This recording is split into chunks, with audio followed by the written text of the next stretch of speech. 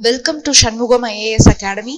This is the Hindu news analysis for the date 26th August 2021. Let's go into the analysis. The first article for the day is Separate Probe by Bengal into Snooping Can Wait, observes the Supreme Court. So Pegasus spyware அந்த problem பத்தி எல்லாத்துக்குமே தெரியும். So அந்த டைம்ல வந்து என்ன நடந்தது அப்படின்னா, வெஸ்ட் பெங்கால் கவர்மெண்ட் வந்து செப்பரேட்டா ஒரு கமிஷன் வந்து செட் பண்ணி அதை வந்து அனலைஸ் பண்றதுக்காக வந்து செட் பண்ணாங்க அந்த பெகாசஸ் ஸ்பைவேர் பத்தி. ஸோ சுப்ரீம் கோர்ட் வந்து இது ரிகார்டிங்கா வந்து கமெண்ட் பண்ணியிருக்காங்க. அதாவது சீஃப் ஜஸ்டிஸ் ஆஃப் இந்தியா வந்து என்ன சொல்லியிருக்காரு அப்படின்னா, ஆல்ரெடி வந்து இந்த ஸ்பைவேர் பத்தின ஒரு கேஸ் வந்து சுப்ரீம் கோர்ட்ல நடந்துட்டு இருக்கும் போது இதை பத்தி எந்த ஒரு கமிஷனும் இதுக்காக செட் பண்ணாதீங்க. ஸோ இது வந்து கோர்ட் வந்து அவமதிக்கிற மாதிரி. ஸோ சுப்ரீம் கோர்ட்ல ஒரு கேஸ் நடந்துட்டு இருக்குன்னா நீங்க அது ரிலேட்டடா ஸ்டேட் லெவல்ல எந்த ஒரு கமிஷனும் செட் பண்ணக்கூடாது அப்படின்னு வந்து சுப்ரீம் கோர்ட்ல இருந்து சொல்லியிருக்காங்க. சோ அதை பத்தி தான் வந்து இந்த ஒரு பர்டிகுலர் ஆர்டிகல் கொடுத்திருந்தாங்க. Next is the government clears 9 names for the supreme court judges. So நம்ம லாஸ்ட் வீக்கே பார்த்தோம், chief justice of India and his collegium வந்து 9 நேம்ஸ் வந்து ரெக்கமெண்ட் பண்ணியிருந்தாங்க. பிகாஸ் சுப்ரீம் கோர்ட்ல நிறைய ஜட்ஜஸ் வேகன்சிஸ் இருந்தது அப்படிங்கறனால.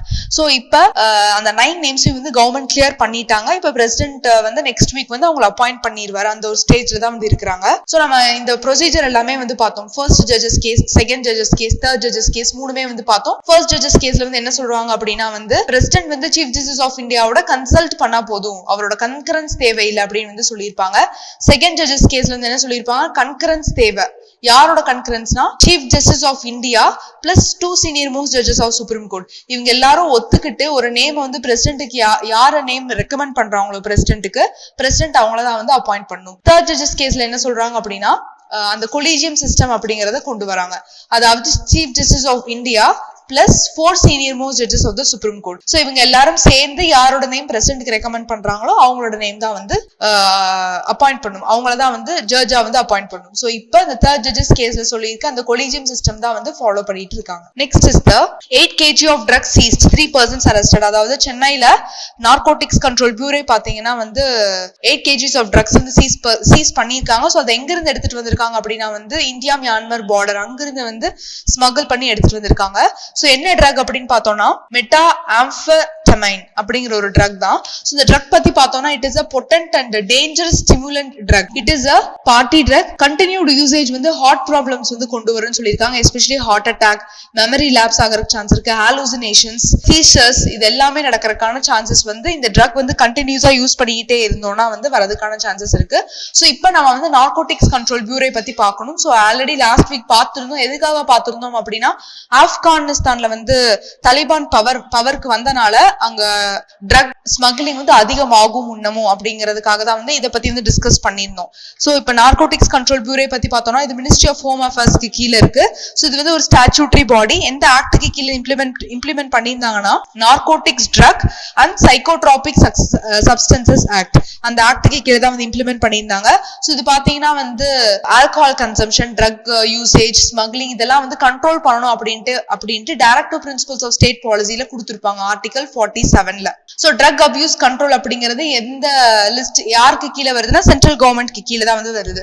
சோ ட்ரக் அபியூஸை வந்து கண்ட்ரோல் பண்றதோட ரோல் வந்து யாருக்கு இருக்குன்னா சென்ட்ரல் கவர்மெண்ட்க்கு தான் வந்து இருக்கு. சோ அனதர் ஒன் இஸ் தி இன்னொரு விஷயம் பத்தி தெரிஞ்சுக்கணும், வேர்ல்டு ட்ரக் ரிப்போர்ட். அதை பத்தியும் நம்ம கண்டிப்பா தெரிஞ்சுக்கணும். World drug report. சோ இதுல என்ன சொல்லியிருக்காங்க அப்படின்னா 2021ல இன்ட்ரோடியூஸ் பண்ணாங்க. சோ இந்த ட்ரக் ரிப்போர்ட்ல என்ன சொல்லியிருக்காங்கன்னா, இப்ப ஆப்கானிஸ்தான் வேற பவருக்கு வந்துருச்சா, ஆப்கான்ல தாலிபான் பவருக்கு வந்துட்டாங்க. சோ என்ன சொல்லியிருக்காங்கன்னா, அந்த ஓபியம் கல்டிவேட் பண்ற லேண்ட் இருக்கு இல்லையா, அது வந்து 37% வந்து ஆப்கானிஸ்தான்ல வந்து இன்க்ரீஸ் ஆயிருச்சு அப்படின்னு சொல்லியிருக்காங்க. And 85% of the opium trade எங்க இருந்து நடக்குது அப்படின்னா வந்து ஆப்கானிஸ்தான்ல இருந்து தான் வந்து வருது அப்படின்னு வந்து சொல்லியிருக்காங்க. Next is the 275 million people வந்து என்ன யூஸ் பண்றாங்கன்னா ட்ரக்ஸ் வந்து குளோபல் லெவல்ல யூஸ் பண்ணிருக்காங்க. அதுல 36 million people வந்து they are suffering from drug disorders. So drug use பண்றதுனால வர டிசார்டர்ஸ்ல இருந்து 36 million people வந்து சஃபர் ஆகுறாங்க அப்படின்னு வந்து சொல்லியிருக்காங்க. இந்தியன் கவர்மெண்டோட இனிஷியேட்டிவ்ஸ்லாம் வந்து என்னென்ன வித் ரிகார்டிங் இந்த ட்ரக்கை வந்து கண்ட்ரோல் பண்றதுக்கு, இந்த ஸ்மக்லிங் ட்ரக்ஸ் எல்லாத்தையும் கண்ட்ரோல் பண்றதுக்கு இந்தியன் கவர்மெண்டோட இனிஷியேட்டிவ்ஸ் என்னென்ன அப்படின்னு பார்த்தா, first one is the drug free India campaign. Second one is the national action plan for drug demand reduction. Third one is the narcotic coordination center. Fourth one is the national fund for control of drug abuse. So இது நாலும் தான் வந்து Indian government-ஓட initiatives with regard to the controlling of the drugs. Next is the so இந்த ஒரு picture வந்து கொடுத்திருந்தாங்க. So இந்த P-fowl அப்படிங்கிறது பாலக்காடு கேரளால ஒரு டிஸ்ட்ரிக்டா இருக்கு. So அங்க வந்து இருக்கு அப்படிங்கிற மாதிரி வந்து கொடுத்திருந்தாங்க. So P-fowl population அதை பத்தி நம்ம தெரிஞ்சுக்கணும். P-fowl அப்படின்னா என்ன அப்படிங்கிறது. So இப்ப peacock இருக்கு இல்லையா, peacock தான் வந்து P-fowl சொல்றாங்க. ஆக்சுவலி மேல் peacocks தான் வந்து peacock சொல்லுவாங்க, ஃபீமேல் peacocks வந்து P-hens சொல்லுவாங்க. அதே வந்து யங் பீகாக்கா இருந்ததுன்னா P-chicks சொல்லியிருப்பாங்க. ஸோ இந்த entire male female young peacocks எல்லாம் சேர்ந்துதான் வந்து P-fowl அப்படின்னு வந்து சொல்லுவாங்க. ஸோ இது வந்து பாத்தீங்கன்னா WPA ஆக்ட், அதாவது வைல்ட் லைஃப் ப்ரொடெக்ஷன் ஆக்ட் 1972ல ஷெட்யூல் 1 அதுக்கு கீழே இருக்கு. பிகாஸ் இது எல்லாமே வந்து ப்ரிலிம்ஸ் பாயிண்ட் ஆஃப் வியூல வந்து ரொம்ப important. Next is the CITES அப்படிங்கிறது எந்த ஆர்கனைசேஷன் அப்படின்னா இல்லீகல் ட்ரைனிங் இருக்கக்கூடாது அப்படிங்கிறதுக்காக தான் வந்து இந்த சைட்ஸ் ஆர்கனைசேஷன். ஸோ இதுக்கு கீழே வந்து பாத்தீங்கன்னா அப்பெண்டிக்ஸ். ஸோ அப்பெண்டிக்ஸ் 1 பாத்தீங்கன்னா ரொம்ப ரெஸ்ட்ரிக்ஷன்ஸ் இருக்கும், கம்ப்ளீட்டா ட்ரேடே வந்து பண்ணக்கூடாது. அப்பெண்டிக்ஸ் 2 பாத்தீங்கன்னா அதோட கம்மி ரெஸ்ட்ரிக்ஷன்ஸ் இருக்கும். அப்பெண்டிக்ஸ் 3 அதோட கம்மி ரெஸ்ட்ரிக்ஷன்ஸ் இருக்கும். இப்படிதான் வந்து கிளாஸிஃபை பண்ணிருப்பாங்க. ஸோ இந்த மாதிரி அப்பெண்டிக்ஸ் 3ல வந்து இந்த P-fowl வந்து கிளாஸிஃபை பண்ணிருக்காங்க. Next is the IUCN red list, international union for conservation of nature. இதுல பாத்தீங்கன்னா லீஸ்ட் கன்சர்ன்ட் கேட்டகரியில இருக்கு. இந்த மாதிரி வந்து 3 கேட்டகரிஸ்ல வந்து கொடுத்திருக்காங்க P-fowl. So இது வந்து prelims point of view வந்து very important. Next is the heavy rain triggers landslip in Nandi Hills. So Nandi Hills வந்து எங்க இருக்கு அப்படின்னா கர்நாடகால பாப்புலரான ஒரு ஹில் ஸ்டேஷன். ஸோ எந்த டிஸ்ட்ரிக்ட்னா சிக்பலப்பூர் அப்படிங்கிற ஒரு டிஸ்ட்ரிக்ட் கர்நாடகால. ஸோ அங்கதான் வந்து நந்தி ஹில்ஸ் அது வந்து இருக்கு. ஸோ இது வந்து இந்த நந்தி ஹில்ஸ்ல வந்து பார்த்தோம்னா ரீசெண்டா நேற்று சவுத் வெஸ்ட் மான்சூன் இருக்கிறனால லேண்ட்ஸ்லைட்ஸ் வந்து ஏற்பட்டிருக்கு. அதனாலதான் வந்து இது நியூஸ்ல வந்து இருக்கு. ஸோ இதுல வேற என்ன தெரிஞ்சுக்கணும் அப்படின்னா இங்க ஒரு ஃபேமஸான ஒரு டெம்பிள் இருக்கு, யோக நந்தீஸ்வரர் டெம்பிள். ஸோ இது வந்து ஒரு சிவன் டெம்பிள். ஸோ இது எந்த ஆர்கிடெக்சர் ரிஃப்ளெக்ட் பண்ணியிருக்காங்கன்னா Chola and Dravidian style of architecture, அந்த இதுதான் வந்து இது பண்ணிருக்காங்க. நெக்ஸ்ட் வந்து ராஜராஜ சோழன் அண்ட் குலோத்துங்க சோழன். ஸோ இவங்களை பத்தி அந்த அங்க இருக்க வால்ஸ்ல வந்து இன்ஸ்கிரைப் பண்ணிருக்காங்க அப்படிங்கிற மாதிரி சொல்லியிருக்காங்க. அண்ட் இந்தியா வந்து ஃபர்ஸ்ட் டைம் வந்து சார்க் சமிட் வந்து இந்தியாவில கண்டக்ட் பண்ணும்போது அது நந்தி ஹில்ஸ்ல தான் வந்து கண்டக்ட் பண்ணிருக்காங்க. ஸோ இதெல்லாம் தான் வந்து நீங்க ப்ரிலிம்ஸ் பாயிண்ட் ஆஃப் வியூல இருந்து தெரிஞ்சுக்கணும். It is time for industry 4.0. So இது வந்து ஒரு எடிட்டோரியல். ஸோ இண்டஸ்ட்ரி 4.0 அப்படிங்கிற வேர்டை காயின் பண்ணது வந்து ஜெர்மன் கவர்மெண்ட் தான் வந்து காயின் பண்ணிருக்காங்க. ஸோ இப்போ வந்து இண்டஸ்ட்ரீஸ் எல்லாருமே வந்து டெக்னாலஜிஸ் வந்து யூஸ் பண்ணணும். அதாவது மேனுஃபேக்சரிங்ல வந்து internet of things, augmented reality, virtual reality, cyber systems இது எல்லாமே வந்து யூஸ் பண்ணணும். ஸோ தட் ஒரு டேட்டா ட்ரிவன் அப்ரோச் வந்து இருந்தாதான் வந்து ஒரு மேனுஃபேக்சரிங் இண்டஸ்ட்ரியை இன்னமும் வந்து எஃபிஷியன்டா வந்து டெவலப் பண்ண முடியும் அப்படின்னு வந்து சொல்லியிருக்காங்க. ஸோ யூஎஸ் வந்து என்னன்னு சொல்றாங்க இந்த இண்டஸ்ட்ரி 4.0 அப்படின்னு பார்த்தா வந்து ஸ்மார்ட் மேனுஃபேக்சரிங் சொல்றாங்க, சைனா வந்து மேட் இன் சைனான்னு சொல்றாங்க, இந்தியா வந்து மேக் இன் இந்தியா ஒரு டிஜிட்டல் இந்தியா அப்படின்னு வந்து சொல்லியிருக்காங்க. ஸோ இப்ப MSMEs வந்து ஒன் ஆஃப் இந்தியாவோட one of the major back போன்னே சொல்லலாம். பிகாஸ் எக்கனாமி வந்து டெவலப் ஆகிறதுக்கு இது one of the major contributor MSMEs அப்படிங்கிறது. ஸோ ரீசெண்டா நம்மளோட எக்கனாமிக் சர்வேல 2020-21 எக்கனாமிக் சர்வேல என்ன சொல்லியிருக்காங்கன்னா over 6 crore MSMEs employ more than 11 crore people and contribute roughly 30% of the GDP அப்படின்னு வந்து சொல்லியிருக்காங்க. You can use it in the mains இந்த பாயிண்ட் யூஸ் பண்ணிக்கலாம். ஸோ லாஸ்ட் இயர் எக்கனாமிக் சர்வேல என்ன சொல்லியிருக்காங்கன்னா 6 crore MSMEs வந்து 11 crore பீப்புளுக்கு வந்து எம்ப்ளாய்மெண்ட் கொடுக்குது. அது மட்டும் இல்லாம நம்மளோட GDPக்கு 30% வந்து கான்ட்ரிபியூட் பண்ணுது அப்படின்னு வந்து சொல்லியிருக்காங்க. நெக்ஸ்ட் இதெல்லாம் இல்லாம MSMEs இதெல்லாம் பண்ணினாலும் நிறைய சேலஞ்சஸ் வந்து இருக்கு. இண்டஸ்ட்ரி 4.0 வந்து அடாப்ட் பண்ணணும் அப்படின்னா என்ன சேலஞ்சஸ் அப்படின்னு பார்த்தா ஃபர்ஸ்ட் இஸ் தி அதை பத்தின ஒரு ப்ராப்பர் அவேர்னஸ் வந்து மேனுஃபேக்சர்ஸ்ட வந்து கிடையாது. ஸோ அதுதான் வந்து one of the major first challenge அப்படின்னு சொல்லலாம்.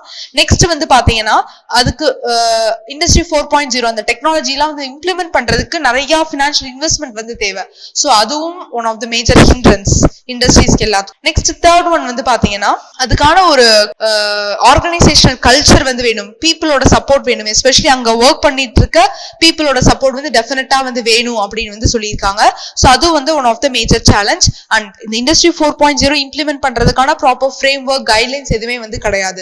சோ அதுவும் one of the major hindrance அப்படின்னு வந்து சொல்லியிருக்காங்க. சோ இந்த மாதிரி சேலஞ்சஸ் இருந்தாலும் இண்டஸ்ட்ரி 4.0 நம்ம அடாப்ட் பண்ணோம் அப்படின்னா டெஃபினட்டா நம்மளோட குவாலிட்டி ஆஃப் ப்ராடக்ட்ஸ்ல வந்து இம்ப்ரூவ்மெண்ட் டெஃபினட்டா இருக்கும் அப்படின்னு சொல்லியிருக்காங்க.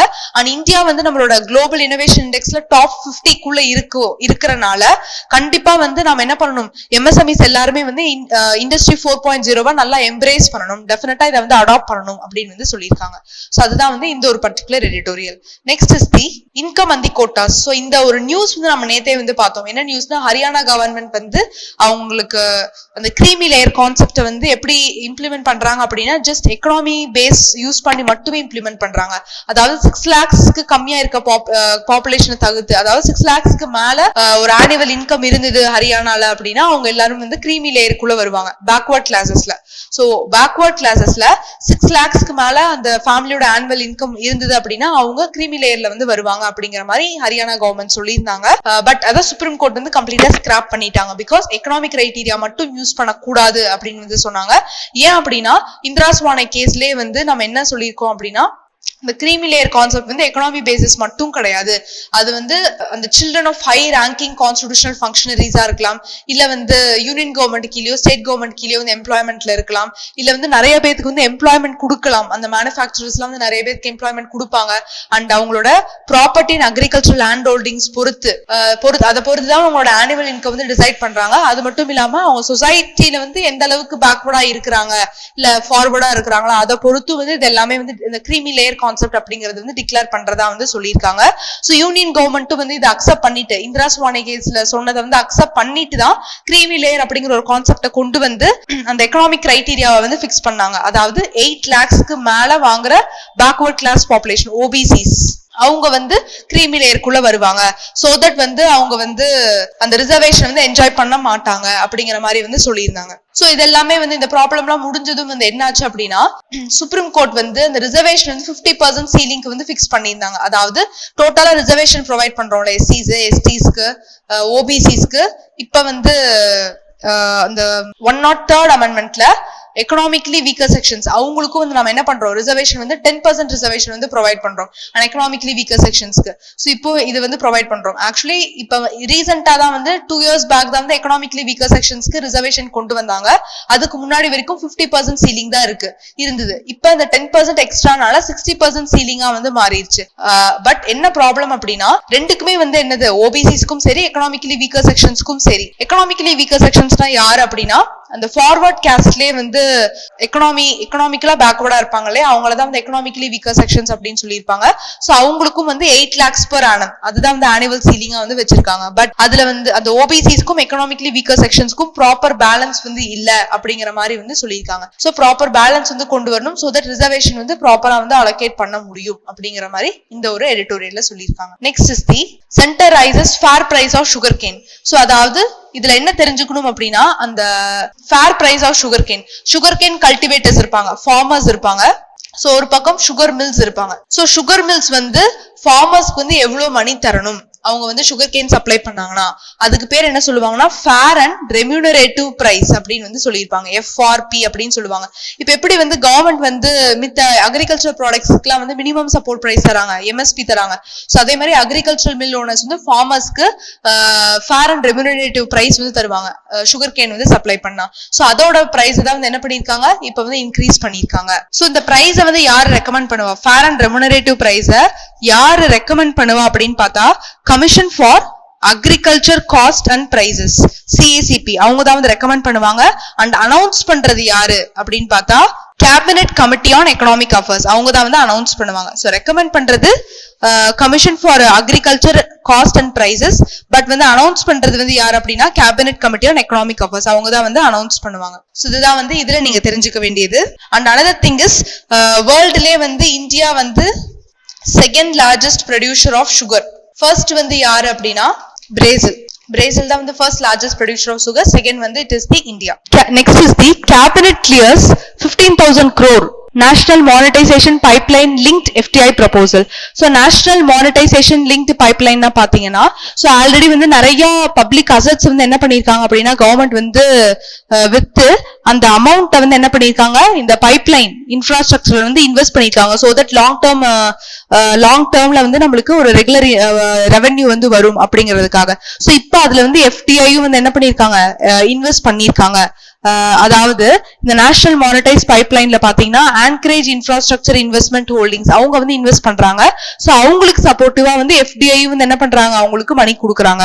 சோ 50,000 crore வந்து FDI வந்து இதுல ஷேர் பண்றாங்க இந்த ஆன்கரேஜ் இன்ஃப்ராஸ்ட்ரக்சர் இன்வெஸ்ட்மெண்ட் ஹோல்டிங்ஸ்ல. சோ அதுதான் வந்து இந்த ஒரு பர்டிகுலர் ஆர்டிகல் பத்தி. So that's all for today's current affairs analysis. Thank you.